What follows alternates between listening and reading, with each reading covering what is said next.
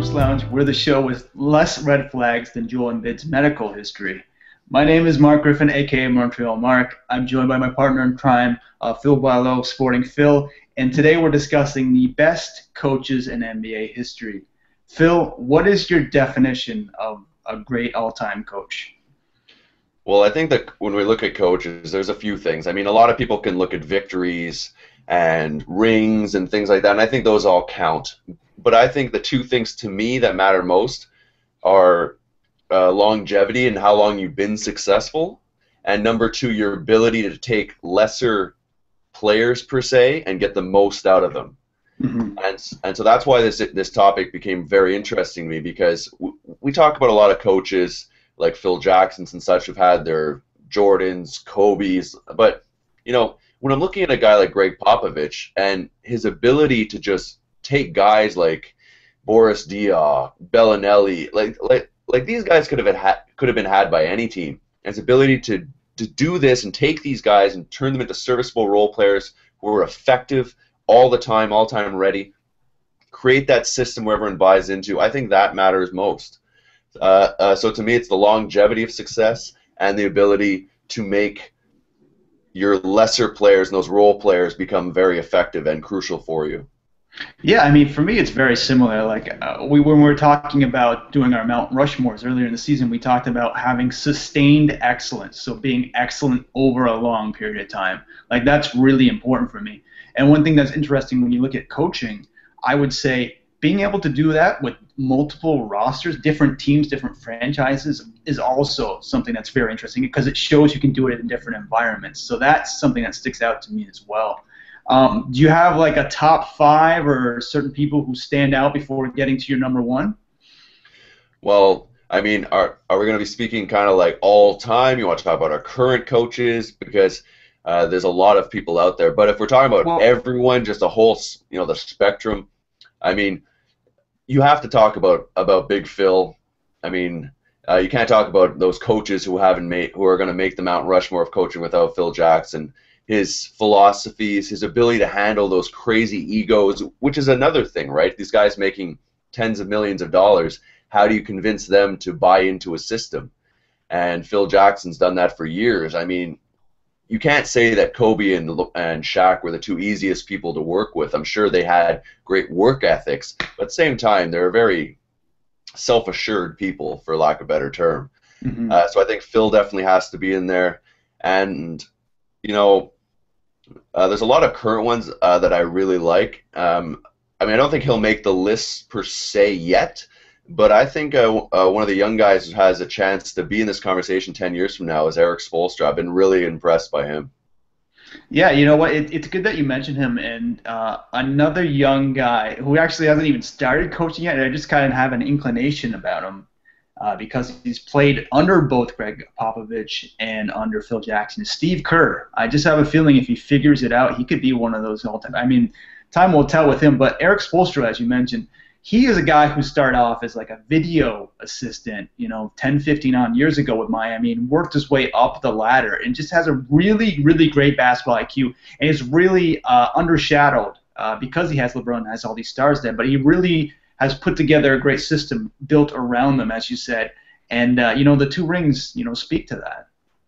Oh, for sure. I mean, he's been able to be successful without prominent shot blocking or rebounding, which is normally a huge an indicator of success in the NBA. I mean, but that's what Phil was able to do with Chicago. Like, yes, they had Rodman, but they didn't have the big time shot blocker. They just swarmed and played team defense. I mean, all these coaches did what they did with the talent available, but at the same point, I just think that there's such a level of regular coaches and that next level, and I think this is why we're seeing this year a lot of new coaches, and the last couple of years, a lot of new coaches getting to kind of cut their teeth in the NBA. Because people are saying, why are there guys like Lionel Hollins, Jeff Van Gundy, and all such just sitting on the sidelines and no one's picking them up? Where guys, teams like Boston and such are taking chances on rookie coaches. I think that they're realizing the emphasis on not only a value of a coach, but their potential, and they're looking at it much like drafting an NBA player. Like Derek we want Fisher, a high ceiling guy, and Mhm. maybe they thought these guys they've met their ceiling, so they want to take a chance. Yeah, like Derek Fisher, as you mentioned. Like there's a lot of opportunities for rookie coaches. I think they're looking to try something new. I want to go back to what you were saying before about setting up a system. I mean, I look at basketball history, and there's two coaches from kind of yesteryear who I think really reflect on what the Spurs have done in setting up a system, bringing in the right players, building something. I want to speak to both Dr. Jack Ramsey and Red Holtzman, who were coaches mostly during the 70s. Dr. Jack actually died. Sadly, he died when the Donald Sterling saga kind of blew up, and he got really undershadowed by that. But he was one of the all-time coaching greats. Coached the 77 Portland Trailblazers to title with Bill Walton, and Red Holtzman coached the 70 and 73 Knicks to title as well. And what those two guys shared in common was the philosophy of always finding the open man. They didn't exactly have superstar teams, but they had guys who were stars, but who put their egos in check.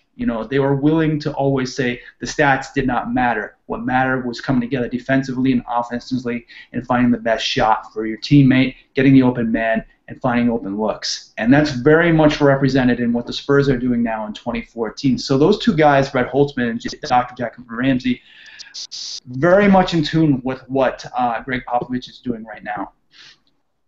Yeah, no, I think that makes a lot of sense. And actually, I think you bring up a great point. I think people are realizing more and more that for years, coaches were kind of not babysitters, but having to deal with these egos, and then they played to the stars and surrounded all the plays towards the star isolations and such.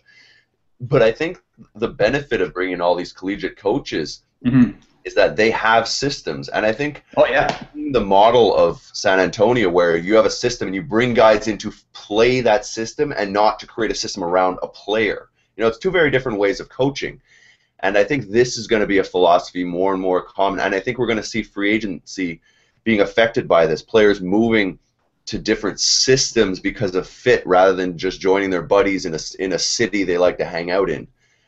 So I think this is a very interesting move, and you bring up a good point there. And it's because of this, I feel, that San Antonio has been able to be so successful over the long haul, with just losing some players, smaller minutes. And it's not to take away from guys like Duncan, Parker, and Ginobili, but the fact they've been able to understand the system and take slightly lesser roles than some stars would have demanded on other teams, that has made them so successful. I'll give you a quick trivia question. Do you know what franchise the Spurs kind of built this model on? It was a pretty successful 80s franchise. I'm going to shot in the dark and say the Pistons.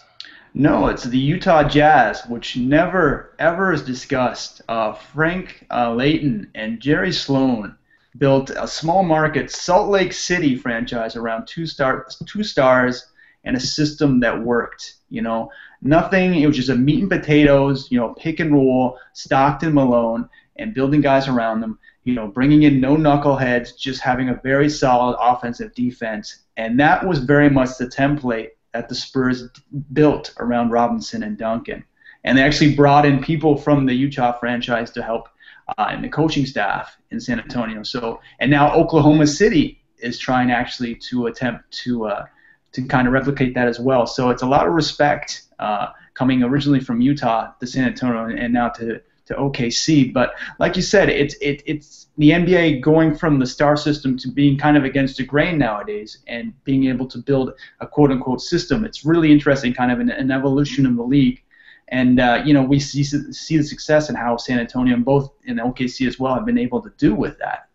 Do you want to list your top four, your kind of Rushmore of coaches? Well, I've always been a little bit more of a modern guy, so I'm going to leave mine to kind of a little bit more current, who are still in the league and in some regard, just to differentiate from yours a bit. I'm actually going to go number one, who's kind of in the world. I'll put Popovich to me is number one. Number two, because he's still technically in the NBA, is Phil Jackson in another role.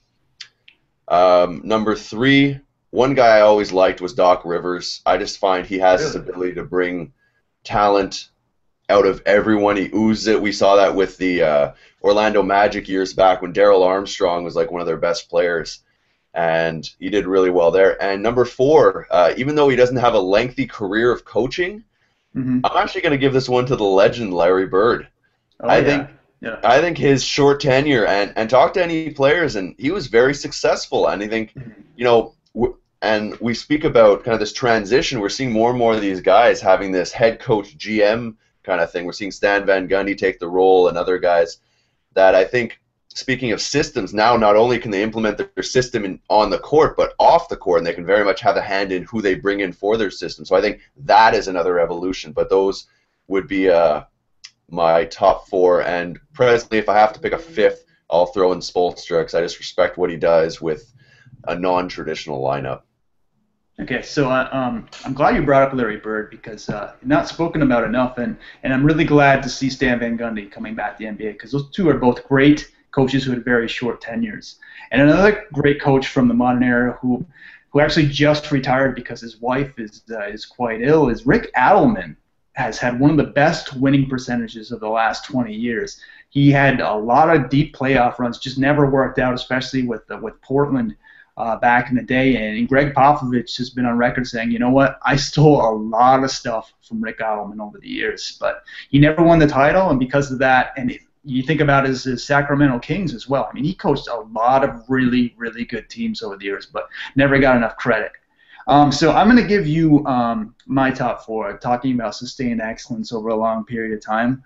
I've got Greg Popovich as number 4. I mean, he's going for his 5th title tonight. You know, we'll see if that works out, and that's over 17 plus years in San Antonio, which is unheard of, absolutely unheard of in the 4 major professional sports. Being with a franchise for that long as a coach in this era is just unbelievably amazing. My number 3 is a name we haven't actually mentioned yet today, Pat Riley. You know, he's done it both with the Lakers and with Miami Heat. You know, so he's got 4, I think it's 4 or 5 rings himself, and it was a great player back in the day as well, and now he's a really good GM. You know, so he's done it at all levels of basketball. My number 2, and this is a name that we haven't mentioned. This is going back in the history books. Red Auerbach, the legendary coach, everything man for the Boston Celtics. I mean, I talked to the GM of the Memphis Grizzlies who used to work for the Boston franchise back in the day, and he said that Red taught him a lot about basketball. He said back in the day, Red would do everything except pop the popcorn. He ran the show for the Celtics, and he won them 9 rings. And the other 2 during that era, he was general manager, and Bill Russell was player coach. So Red was involved with 11 championship rings, and so he did it all for the Boston Celtics. And you know, he was notorious for turning the visiting locker room down freezing cold or super hot, so that the other team came on the court edge. He was he had it mentally too, and he was quite a character. Should have worked for San Antonio then, I guess. Yeah, exactly. And my number 1 is Zen Master. I mean, 11 rings for Phil Jackson, 2 as a player as well. And like I said, doing it with 2 franchises is really impressive to me. You know, doing it both in Chicago with Michael and Scotty, and Rodman later on, and then as well with the Lakers with Kobe and Shaq, and dealing with all of those egos. I mean, that is a lot of egos to deal with. And really impressed that he built the triangle system, you know, being able to use Tex Winter's system that was, you know, almost thrown out of a basketball textbook, I think from the 1950s or 60s. You know, if Tex Winters hadn't been using that, probably would have never seen the light of day ever again. Phil saw the value in it and brought it to the NBA. And so it's a system I think he's going to implement in New York with Derek Fisher. And so Phil Jackson's basketball legacy just continues and continues and continues. And all these guys, like I said, Steve Kerr influenced by him, his imprint on the NBA will go on for generations. And that's something you really can't say about most coaches or what have you. So definitely, you know, Phil Jackson's there at the top for me, and I think for you as well. And like you said, to be a great NBA coach, you have to be an outside-the-box thinker. You have to be able to create a system and work with players who aren't exactly easy to work with. and those rings just speak for it all for me. Yeah, no, I think that makes a lot of sense. And your Pat Riley comment was very in tune in that one.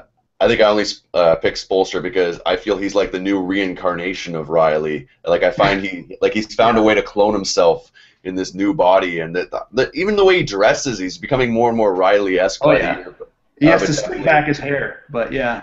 One day, like he's got a bit too much hair right now. As soon as he starts balding, I think he'll do that. But that's a definitely good list, and I think there's a lot of guys going forward who are going to have a lot of success. I wanted to ask you a little question before we left. Mm-hmm. Who do you think is going to be more successful, Fisher or Steve Kerr this year? I think Steve Kerr. Yeah, Steve Kerr. Long-term Steve Kerr. I don't know if it'll happen next year. There's always growing pains initially with anything in life, but I think Steve Kerr, if he wants to be a coach, he will be a good coach. Derek Fisher is going to have so much pressure in New York, so much pressure to be the next Zen master, a lot of different things thrown at him. He's going to have pressure, but at the same time, he's going to get to learn under Phil. Like, I think he's going to be, like, for the first year a bit, just the puppet of Phil. Yeah. Like, he'll just go, and I don't even think it's to a detriment of Fisher. I think having no experience, having a seasoned guy be able to kind of help him out through it, I think this is going to shorten his learning curve. I think this is his advantage over Kerr. Kerr obviously has a much more talented roster at the time, but I think Derek Fisher, long term, because of his mentoring, that's going to happen from day one, I think is going to be more successful. So only time will tell with these ones. Okay. So this is a good point for me to stop. I'm going to bring this up. I've got a Naismith Moment piece coming out this week where I talk about the 99 Spurs when they won their first title. I actually lived in San Antonio when that happened, and so I tell kind of the story of that. And something that's really interesting about that season that not a lot of people know is that Greg Popovich almost got fired. They started off that season 6-8, and he literally almost got fired. And so there was a turnaround where David Robinson basically stepped up and told everyone, "We got to win this game. We've got this game that we're gonna." Because the heat was literally on them, and they turned their season completely around.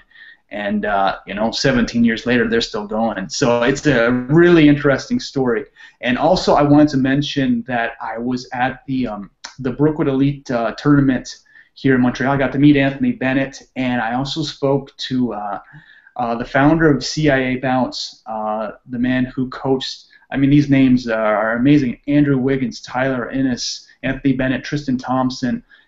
He's got 5 guys potentially in this year's NBA draft, so I'll have that piece up this week, as well as other people from around the you were there with me around the Brookwood Elite tournament, and so we'll have tons of stuff this week. So going with the NBA Finals and the upcoming draft, which goes back to you. You've got these great off the wires.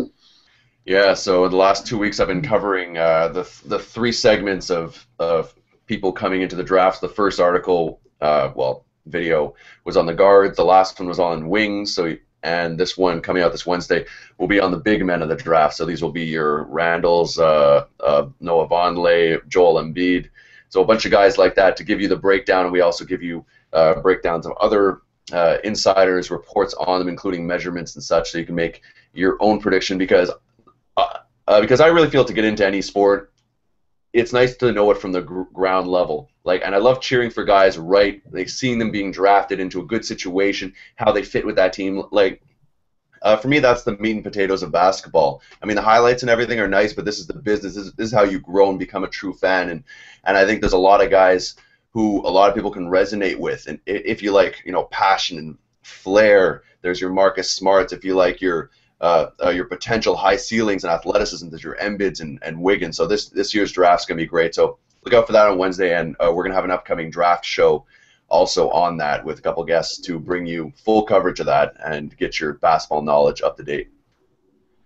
So yeah, I just wanted to mention that Kawhi Leonard, his career has been skyrocketing the last 2 games. That dunk he had in game 3 or 4, just before halftime off the rebound. That's stuff of legends right there. And so today he's going to get his first NBA ring. Those free throws in Game 6 last year. So it's a special day for him personally, because it's Father's Day, And the backstory, if you caught my Naismith moment from a week or two ago, I mentioned that his father was murdered 6 years ago on Father's Day is something, you know, you could never write in a Hollywood script. So that's something to look out for in the NBA Finals. And I wanted to wish all the great dads out there a happy Father's Day. And Phil, I'll just throw it back to you to wrap up. All right, guys. Well, as always, if you want to keep up with what we do here, hoopslounge.com is the place to be. There's a contact us at the top if you ever want to get in touch with us. Email, Twitter, Facebook, whatever such. Please remember, when you check out our Hoops Lounge YouTube site, it's The Hoops Lounge, so YouTube/The Hoops Lounge. Remember to comment and like our videos so they make their way through the intranet to other people, and let us know what you think and what you guys want to see as topics. And remember, our Facebook page can also be had as well. Remember to like that so you get all the info shot right to you. You don't have to go anywhere else. We have it all for you here, hoopslounge.com. Keep it in the lounge, guys. See ya.